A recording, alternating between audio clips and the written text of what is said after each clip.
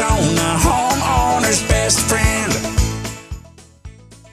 Back in the garden, talking raised bed gardening with Justin Ronner of Agriscaping in the Queen Creek Botanical Gardens. You're just going into some additional thoughts and strategy on different heights for raised bed gardening. And then after you hit that, before the hour's over, because I always do this, I'm so engaged in the conversation that I miss talking about what's going on at the Queen Creek Botanical Gardens. So before the news break, we're going to hit that. All right.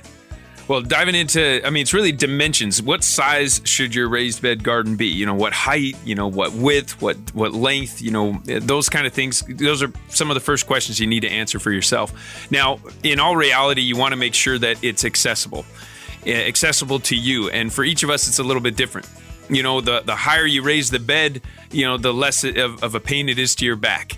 And just like you were talking about just before the break, stand there, pull your elbows up, and basically that is a great height for you to make sure that you never have to really bend over. Now, how deep do I make that bed so I can still maintain that? Now, easiest dimension is 1/2 your height is the distance you can reach before having to step inside the bed. And obviously you don't want to be crawling inside your beds. That damages the soil structure and things like that. So we never want to be stepping inside the bed. So 1/2 your height is the furthest you can reach. So if you want to put a raised bed garden up against a wall, that's as deep as you want it to go. That's the furthest distance you want from the front of your garden bed to your wall is going to be 1/2 your height.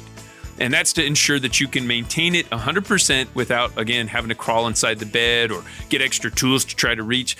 We've seen some people that they take their area that they've dedicated to gardening and they've made it, 10 foot by 20 foot. But to do that, now you have to subdivide it in order to be able to even walk inside that area. And so that becomes problematic. And if you make it a raised bed, now it's almost impossible. It's like some of these modern counters in kitchens can be so huge that you can't even touch the center, and so they're just massive. So same kind of concept. Think about your counters in your house, the ones that are easiest to maintain for you. It's like, what's the depth of that? What's the width of that? And your 1/2 your height, great measure to identify the middle of your bed if you can walk all the way around it. And that's why a 4 by 8 foot bed is usually very optimal. That's kind of the standard size for a raised bed is a 4 foot by 8 foot. Because anybody that's 4 feet or taller, if you can walk on either side of it, can reach the center of that bed. Now, if you're a bit taller than 4 feet, well, then you can go a little bit wider if you need to and still be able to reach the center of that bed.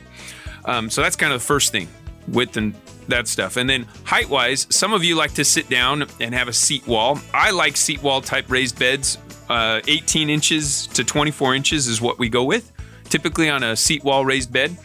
And what I love about those is you can set up, let's say you got that 10 foot by 20 foot area, you can put a few raised beds in that area, 4 by 8 raised beds, you can set them in there, but space them, about maybe 4 feet apart.